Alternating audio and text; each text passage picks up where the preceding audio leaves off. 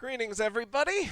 Archer Dre here, coming to you guys with a new video. This is going to be one showcasing some basic shock angles and then maybe some more niche and advanced ones to help shut down some loops. Some of them are a little bit flashy, including like ones that I'm very well known for, aka the Dre Tag.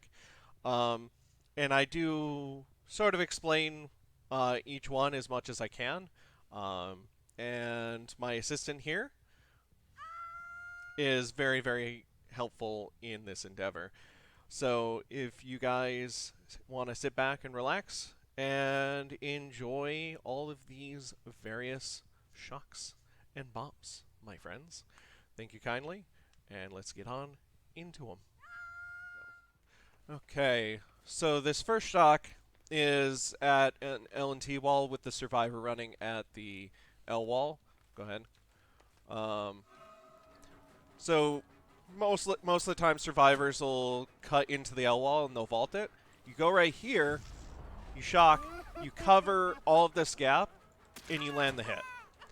So it's very cheeky because you hide your red stain, and they usually will hesitate at the edge of the L wall, leading to the T wall window. The next shock is if you're coming from the other side of the L and T wall, and the survivor's running at the T wall window. Go ahead. You do pretty much the same thing. You hide your red stain, face into the wall, shock, it denies the window into the hit. It's very tricky because survivors will generally hesitate because they're looking for the red stain, and it throws them for a loop. And it allows you to get a lot of free hits that way. There is some counterplay to that where they will run the outside instead if they see it coming, okay, but it's not very next often. One is showcasing what you can do against long wall jungle gems, leading in from the pallet, and the survivor goes to the window. Okay, go. So, like, they'll usually get the vault. You can try to fake out around the window, but they're going to be cutting back in. You oversell that you're going on the inside with the shock, and they briefly break line of sight to go around the corner and drop the pallet, and you just meet them on the other side. It's a very brief moment, a brief window that you get to be able to deny them to revault on the pallet. You have to get the shock just early enough that they're running through and they've already hit the prompt for the pallet, but not too late that they can just revault the pallet immediately. The next shock that we have on the menu for today is one that I'm quite well known for. It's actually named after me. It's the Dre Tag. Simply, you're chasing a survivor on the outside of shack here, and you're running past the window in towards the pallet, and you go for a shock to deny them, quote-unquote, deny them of the pallet, but you're doing it a little bit late, so that way they actually still get the prompt. They throw the pallet down, thinking they're safe, and you, as the shock is hitting them, you've already cut back to the window, vault in, and you hit or grab them. Alrighty, let's go. So you chase around outside here, cut in, shock, vault, and then lunge right over at the pallet. And that is a quintessential Dre Tag, and one of the easiest ways for Doctor to play shack. And it's my favorite, too. Alrighty, the next one we have is, well, Dre, what do you do if shack pallet's thrown? Normally you would just kick it, right? Wrong. As Doctor, you have a couple options. Obviously, you can just leave it thrown and play around the window and then vaulting back into shack over and over again. They keep looping that direction that way until you land a hit. Usually it doesn't take very long, but what do they do if they get a little wise to that and you still haven't kicked the pallet and they try to run the long backside of shack? Well, quite simply, you do what is called a reverse Dre Tag. This works if the pallet is thrown or not thrown. You essentially are chasing them back out and around out here, back towards the pallet, shock them, and they think they're safe because now they're on the inside of shack again, and that is where they make their fatal mistake, where you will have just enough time to meet them back on the interior of Shack and get a hit on them inside. And or a grab if you have the timing right. It is a very, very tight amount of timing in order to get this, but it is very satisfying and very rewarding for you to do so. Alrighty, let's go. So essentially you're wanting to always cut back. You're always wanting to cut back as you're charging your shock on the outside.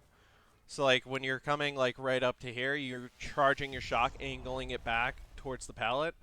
So that way, as the shock is flying out to hit the survivor, you are able to get more distance and get closer back to the pallet and get the hit. This also cuts out the window, so you literally have taken out their options. Shack isn't as strong of a tile against Doctor as people would have you believe. It's one of the reasons why in almost all of my matches I always leave Shack pallet thrown, and even if it's not thrown and somebody resets it with any means necessary, Shack is still more or less not a great tile to be looping against Doctor on. Alrighty, this next one is a bit more of a niche shock. It's not as useful as it once was. It takes place on Ironworks in the main building here. It's used to be a lot stronger before they opened the wall by the window downstairs in the main building here. It still has a little bit of usefulness for like if somebody's running Balanced Landing or Lithe to like run up the catwalk on the inside, drop down and get to the window, and then use it either with Lithe, or if they have Balanced Landing, they would just be able to speed to the window, vault it, and still gain some distance away from you. But it does have its usefulness. It still has a little bit of an issues, and it's a kind of a flashy looking shock because it's very satisfying when you land this properly.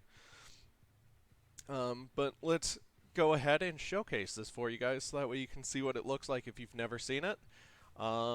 Enjoy. Let us go forth here. So as I said, you're running in here, going up the stairs, charging the shock just before they drop. It's more useful again if they say have Balanced Landing or if they drop a little bit closer to the window, but it has its usefulness. It is very sort of flashy looking. Yeah, I could just go for the, no. I missed it the second time. We got it the first time. We good. Okay, this next shock takes place at Shack, specifically when there's the basement in the Shack. It's to help defend it from people who would go to unhook. You are doing it like if somebody's running at the basement to try and rescue it in front of you.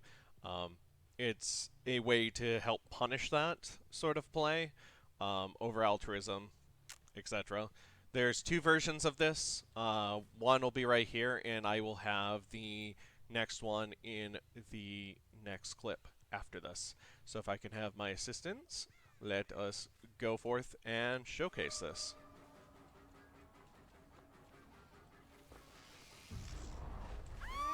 So essentially, you get down and you drop down. You have to be on the fourth step or lower in order to hit the person with the shock to deny it in the basement. And then you're just angling it at the hook areas. So that way, see, that was one step too high. And then if you drop down just a smidgen, the shock hits. So you have to be aware of that. You're trying to go for your shock after you've already started falling. So that way you can actually land it. Mostly because you don't want to end up hitting the ceiling right here. Okay, on with the next clip. And this is the Azarov's version of the basement dropdown. You have to take it a little bit wider and slightly differently because of a slanted piece of sheet metal they put in the update to the Azarov maps. This is the second way that you can do it. If you do this one on any map, it'll work, but this map, Azarov's in particular, you have to do this. Alrighty, assistant, let's go and show it. You have to take it a little bit wider.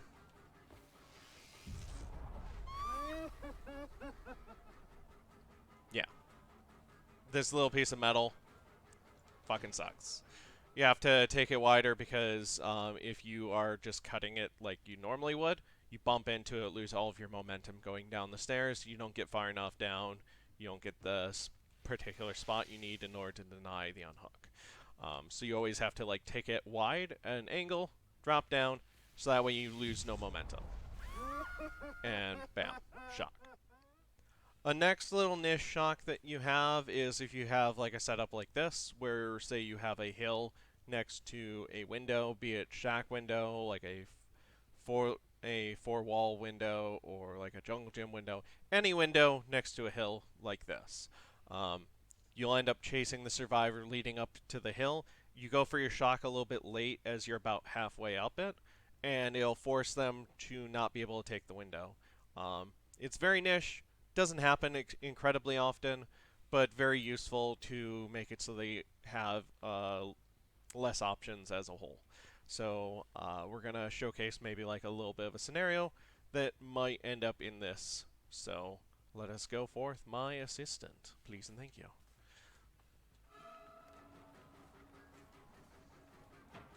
Gonna cut back, chase them up over this way. Go for the shock right there. Get them right as they go down. Denies the window. Sets them up for them not gaining as much distance on you, and you would easily be able to go straight into the down. Alrighty, for our next clip we have here, this is the Harvester Tag a la Doctor. I mean, Doc Harvester Tag, whatever you want to call it. Essentially, you chase survivors up. People usually take the right window onto the hay bales in front of me. Normally, you would just go up the ramp, hop off onto the right, smack them as they're at the window. Doc is actually able to shock as he's going up the ramp when they take the window, and cut them off from just revaulting immediately. So you're able to get the smack, and then they are in panic mode because now they're injured. They can't revault immediately. And if they don't have like balanced landing or something, they're probably going to go down. It turns Harvester from a marginally safe area into a very, very quick and certain down. And now if I can have my assistant here so we can showcase it for you. Let us go. So as you're going up the ramp, you charge your shock, cut off, into the smack. So, see, because of the stagger, they didn't get as much distance. So even though he would get to like shack here,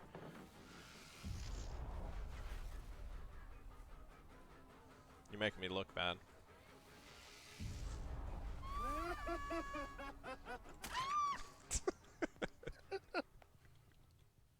Alrighty, this next clip is showcasing what you can do about a regular jungle gym, not the long wall variant where normally the window would be like right here. There's one particular shock that you're able to do. You have to eke out every last bit of distance that you can by pressing up against a wall in order to make sure that your base range is enough to hit the survivors. My assistant is going to help run here to showcase this particular angle for you guys. This is if the survivor greets the pallet the one time, they run around for the window, you cut the outside, you go for the shock right here, get the denial, run back through the pallet. Sometimes you have to do a couple loops of this because you'll gain a little bit of distance, but eventually they will not be able to still drop the pallet and you get the hit. Sometimes it'll take you 2 times if they have particularly good movement. It could even take you more than that. But all in all, it's a very, very effective shock, and you just have to make sure that you are pressing yourself against the wall tightly so that way you can actually get the full distance out of your shock. Alrighty, our next shock is one that takes place on the Badham maps, where you have the main building, you have this staircase at the end of the hallway that leads into this pallet in the pipes. So essentially, normally you would be chasing somebody and they would probably get straight to the pallet, throw it, and it's generally like a really safe pallet. However, Doctor can bypass this if he has good timing and knows what he's doing. I'm going to probably need an assistant in here somewhere. There we go. Thank you for being very helpful, for letting me know where you're at. So let's showcase this. So I'm going to be like right here. We're going to have them run down. So instead of chasing normal, you just face backwards and shock. Deny it, into the down. Because Iron Maiden's OP. We all know it. I know it. You now know it. Use it. And lastly today, we have a shock that I think some people might find quite useful. The infamous House of Pain, as it were, that it resides both on Haddonfield and on the Badham maps, but is mostly infamous for being just a very, very potent and strong loop. Generally, the windows change so well together that you keep breaking line of sight. It's hard to block the windows. And yeah, so without further ado, I'm going to showcase this shock. I need my assistant. Please come forth. Thank you.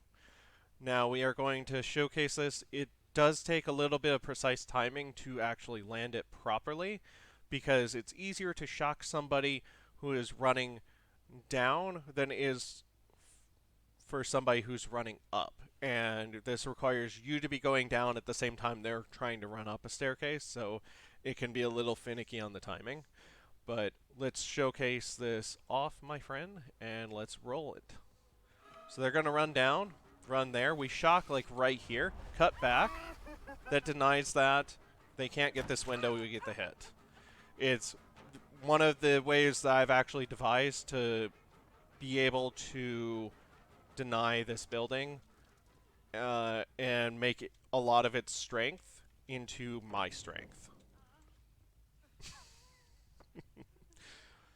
Alrighty.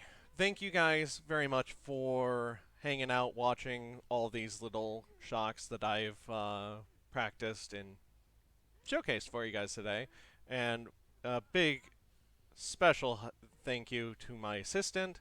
They have been very, very helpful in getting all of these clips. They're having fun over there right now. Like the video if you guys enjoyed it. Comment to tell me if you found any of these shocks helpful. And give me a big hand to help with my assistant. Thank you guys. Have a good night and enjoy. And I'll see you guys next time.